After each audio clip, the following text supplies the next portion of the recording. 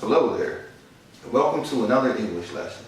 Today I'm going to be talking about very common mistakes I hear native Spanish speakers make when they are trying to learn English. And I understand the difference between the sentence structure. You put things first, as where we would put them last.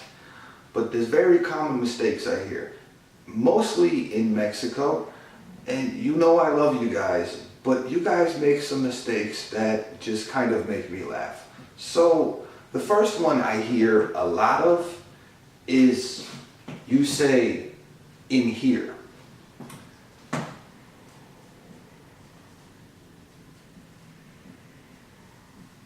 In here.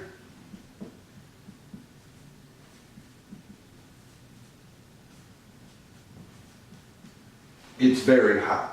And what you're talking about is in Mexico, it is very hot. You don't need the in here. You can completely drop that off, cross that out, and you could just say, here, it's very hot. And this is where your sentence structure is different. Because as a native English speaker, I would say, it's very hot in Mexico. I would put Mexico last. And that's something that's very hard for you guys to grasp. But you would never say, in here, people are rude. You could say here, with a comma, people are very rude. But when referring to one's country, don't say in here. Now there are a lot of times you could use in here, and it would be something like, let's say we just walked into a restaurant. You would say, it smells like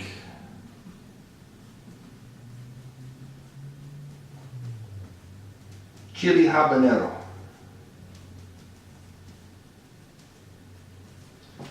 In here. Or you could say, it's very hot in here. You're referring to a place where you're at. If you're in your car, in your house, or it'll be on your boat. Hopefully you have a boat. I'd like to take a ride on it. Would you like to invite me to ride on your boat? But in here, referring to your country, don't say that. It's very common, something I hear a lot of, and I would just like to correct some people on that. Another one I hear a lot is that you go for something. Like, where are you going? I have to go for the cervezas. I like when you go for the cervezas. We all get very excited when you go for the cervezas. So you say, I am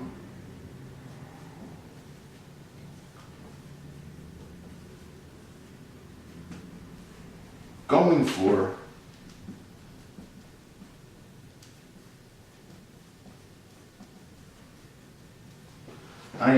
for the cervezas. I am going for dinner.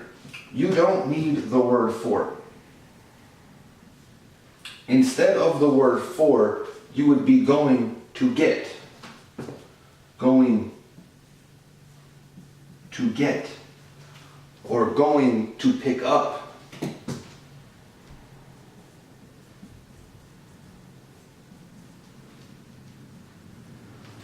I'm going to get the pizza.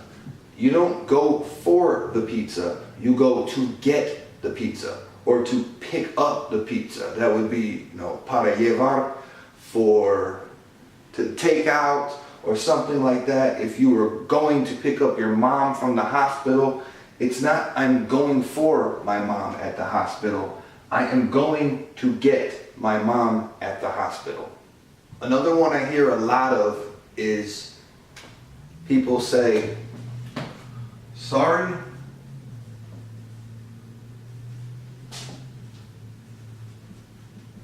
to make you trouble. I hear a lot of Asians say this improper too. Sorry to make you trouble or make you some trouble. You don't make trouble. Trouble is something, when you're saying it that way, yes, I could make trouble, but you would say cause trouble. Sorry to cause you trouble. Because trouble is something, this goes down to the causations, but trouble is something that you would cause. You would say something about a child like, oh, he's a little troublemaker. You could say that. But if you're apologizing for something that you did, hey, I'm sorry to cause you some trouble. The proper way to say it is, he is a trouble causer. You will hear troublemaker in English, but the proper way to say it is cause trouble. So you would be sorry for causing an inconvenience or trouble. It's something that you've caused to us. Another one I hear a lot of when it's time for you to go to the bathroom. Let's say you had too many cervezas, because remember you went for the cervezas and you got us all happy and we were all excited because it's time to drink cervezas. Great. You say, do you have to make pee-pee? Or you ate too much, you have to make doo-doo. You don't make doo-doo. We in Estados Unidos, in USA, we don't say make. We completely drop that off. You say, do you have to go to the bathroom? Do you have to go to the bathroom? You don't need make, because technically your body's already, it gets nasty. We don't need to talk about that. Not in English lessons, not for today. But you don't need to make. We would technically say, to say some slang terms or how we would say it, or like very simply, do you have to pee? Or you could say, take a piss.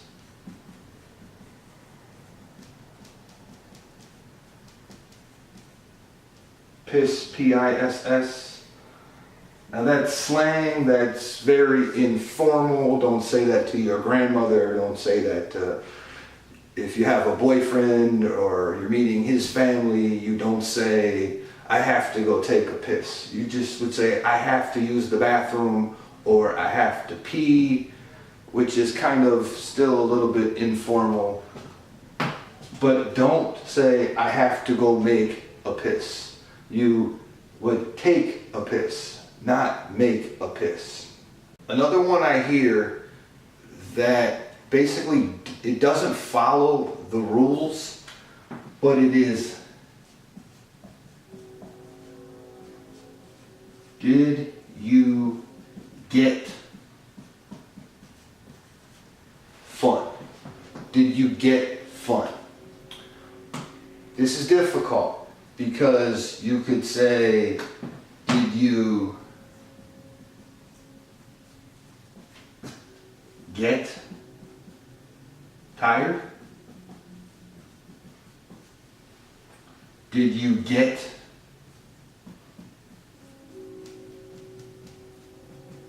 excited? Did you get embarrassed?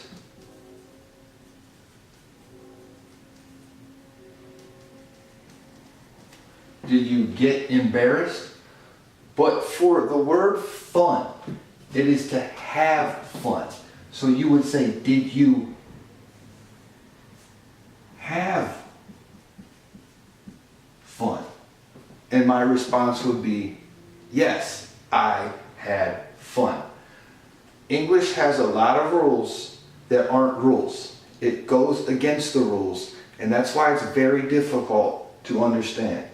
But I hear this a lot. Did you get fun? You don't get fun. You have fun. You could get tired. You could get excited. You could get embarrassed. You could get energetic. But you don't get fun.